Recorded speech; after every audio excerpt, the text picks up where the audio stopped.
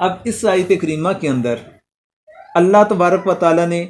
قرآن مجید کے اندر جو منسوخ آیات ہیں یا احکامات کو منسوخ کیا گیا اس کے متعلق اللہ تبارک و تعالیٰ نے وضاحت فرمائی۔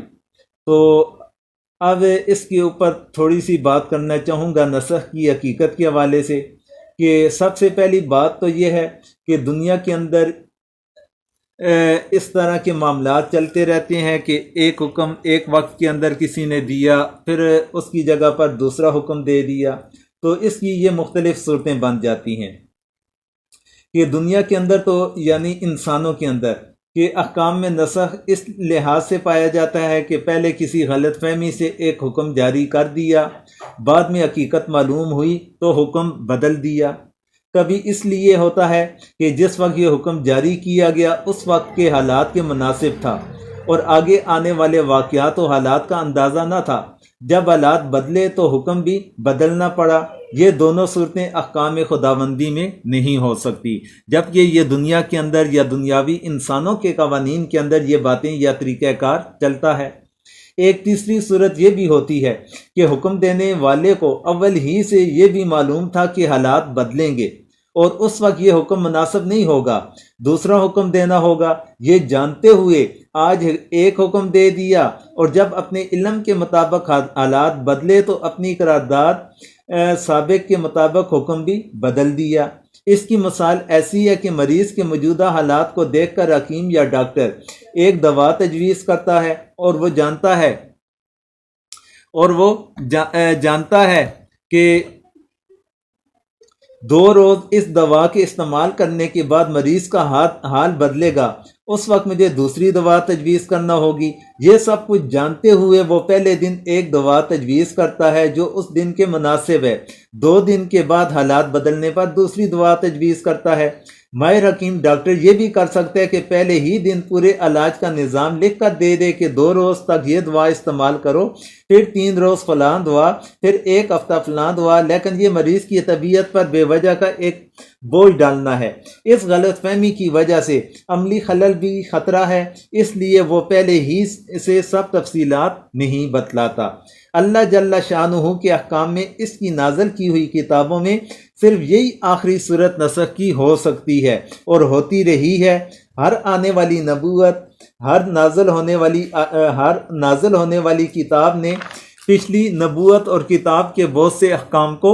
منسوخ کر کے نئے احکام جاری کیے۔ اسی طرح ایک ہی نبوت و شریعت میں ایسا ہوتا رہا کہ کچھ عرصہ تک ایک حکم جاری رہا، پھر بتقاضائے حکمت خداوندی اس کو بدل کر دوسرا حکم نافذ کر دیا گیا۔ مسلم شریف کے اندر ایک روایت ہے کہ اس کا ترجمہ یہ ہے کہ یعنی کبھی کوئی نبوت نہیں آئی جس نے احکام میں نسخ اور رد بدل نہ کیا ہو۔ اب یہ چیز تو ثابت ہوگی، پختہ ہوگی کہ اللہ تبارک و تعالیٰ کی کیا حکمت ہے آیات کے اندر، احکامات کے اندر نسخ کے لحاظ سے، یہ اس کی حقیقت کے حوالے سے بتلایا۔ لیکن اس کے مد مقابل کچھ جاہلانہ شبہات بھی پائے جاتے ہیں، جس طرح یہودیوں نے اپنی جہالت سے احکام الہیہ کے نسخ کو دنیاوی احکام کی نسخ کی پہلی 2 صورتوں پر قیاس کر کے نبی کریم علیہ السلام پر زبان تان دراز کی۔ اسی کے جواز میں یہ آیات نازل ہوئیں۔ یہ ابن جریر اور ابن کثیر کے اندر اس چیز کا تذکرہ موجود ہے۔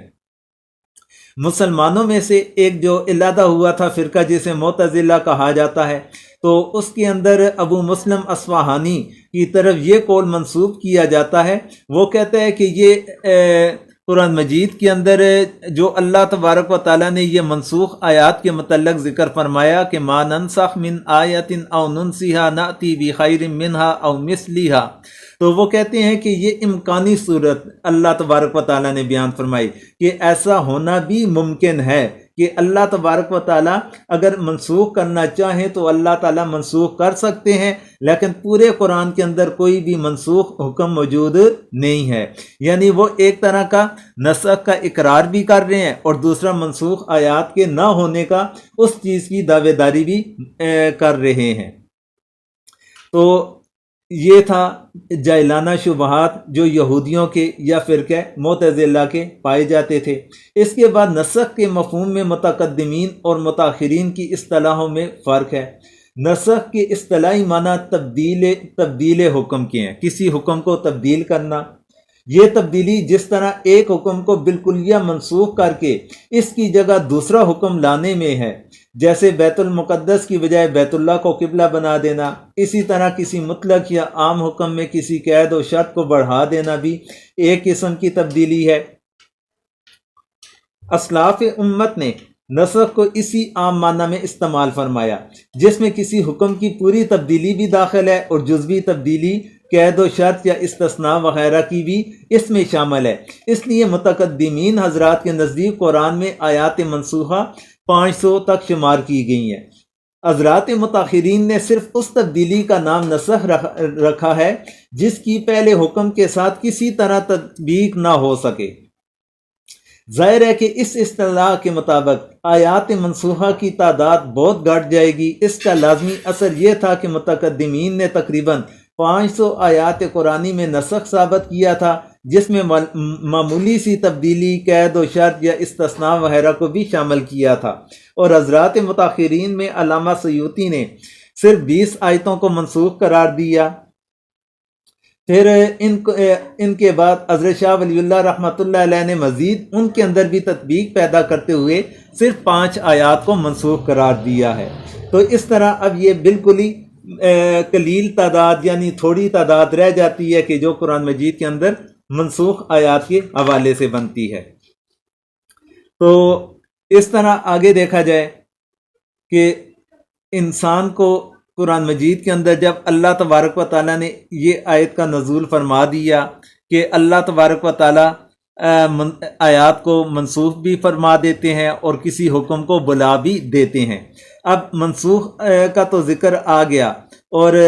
او ننسیہا یہ مشہور قرات کے مطابق انسا اور نسیان سے ماخوذ ہے۔ معنی یہ ہے کہ کبھی نسخ آیت کی یہ صورت بھی ہوتی ہے کہ وہ آیت رسول اللہ صلی اللہ علیہ وسلم اور تمام صحابہ کے ذہنوں سے بالکل بلا دی جائے، جیسا کہ اس کی تفسیر میں کئی واقعے اس طرح کے حضرات مفسرین نے ذکر کیے ہیں۔ اس بلا دینے کا مقصد یہی ہوتا ہے کہ آئندہ اس پر عمل کرانا مقصود نہیں ہوتا۔ تو یہ تھا منسوخ آیات کے متعلق ضروری باتیں اور گفتگو۔ تو اس کے علاوہ بھی میرے لیکچر منسوخ آیات کے متعلق موجود ہیں جو اپلوڈ کیے جا چکے ہیں، تو اس لیے یہاں پر مزید زیادہ تفصیل کے اندر نہیں جاتے۔ تو اسی بات